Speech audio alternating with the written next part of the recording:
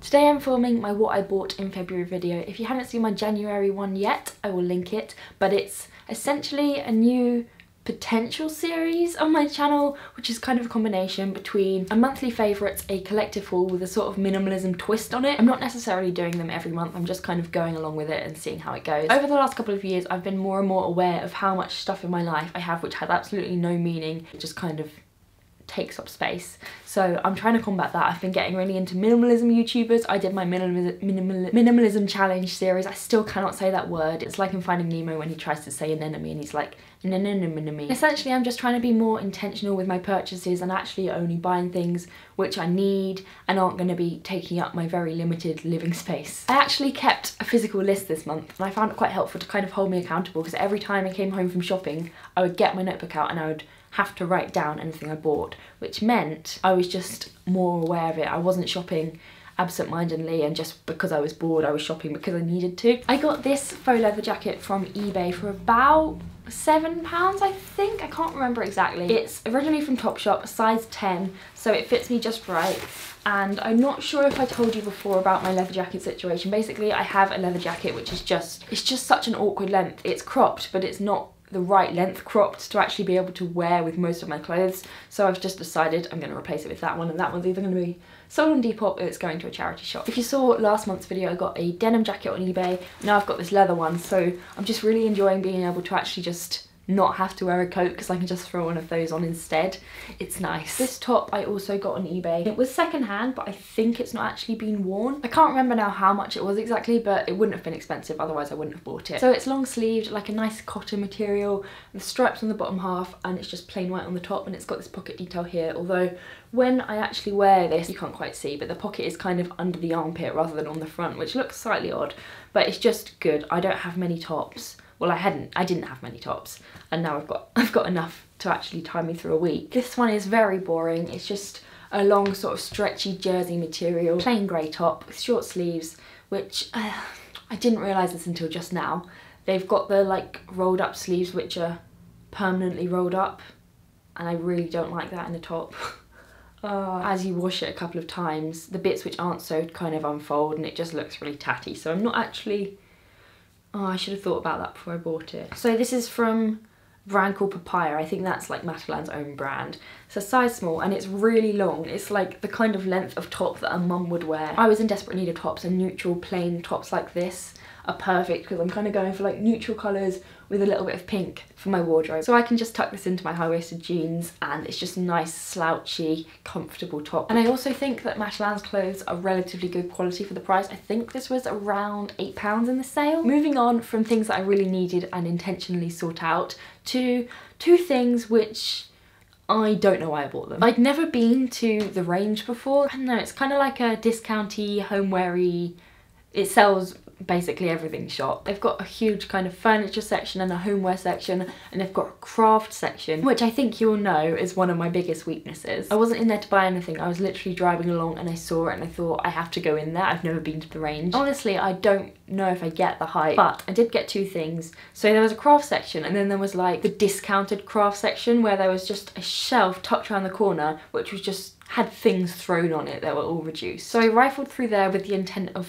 finding some kind of hidden gem, and I came out with a roll of pink duct tape for £2, and I don't even know what this is. Decoupage?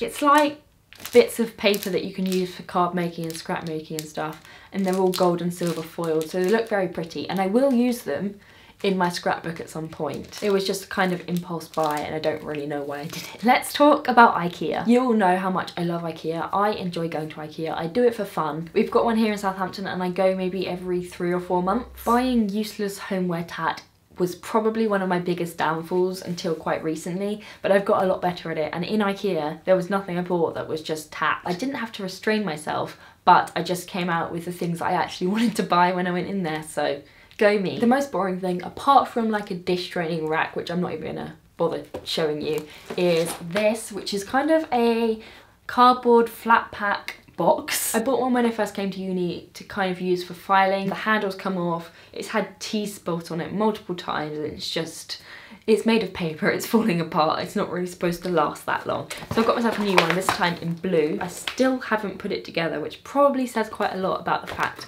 that I'm very disorganised. I want this one to be nice and neat and organised, so I'm going to wait until I have the time to actually sort through things. It's a mess, and I don't have the energy to deal with it. One of my favourite bits of IKEA is where you come out at the end and there's plants and candles in the same section.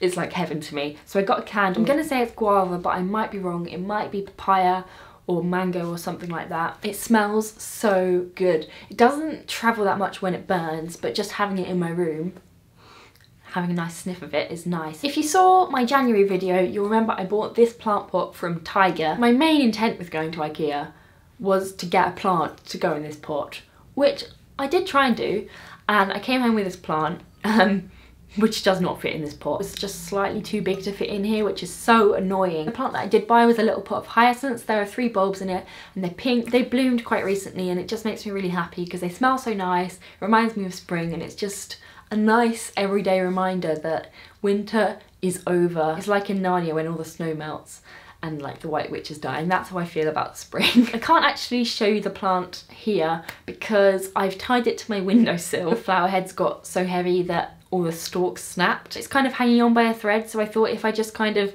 left it how it was, it might still be able to get some nutrients up it. So I'm just trying to support it by keeping it tied to the window. I think I'm turning into an eccentric old lady. Final thing I got in IKEA was very necessary. Basically a while ago I was trying to be a good adult and I bought a new light bulb. I wanted a bright one because I just find it helpful when I'm working to actually not have a horrible dingy yellow light like most student rooms have. The bulb I had in there was 20 watts, which is nothing. So I bought one which I thought was going to be better, but it turns out it's like bright, white, almost blue hospital light, and it hurts my head, so I had to buy a light shade. Just a plain circular lampshade. I got it in pink and it's right above me right now, and I am not going to take it down to show you because it took me about 3 hours to put it up because I'm that great at DIY. The next thing I bought was a new tripod. You're sitting on it right now, so again, I can't show you, sorry. This is the Manfrotto Pixie. I got it secondhand on Amazon for about £15, I think. I've had my eye on it for a while, and then one day last week I was trying to film a sort of come study with me video and I couldn't do anything without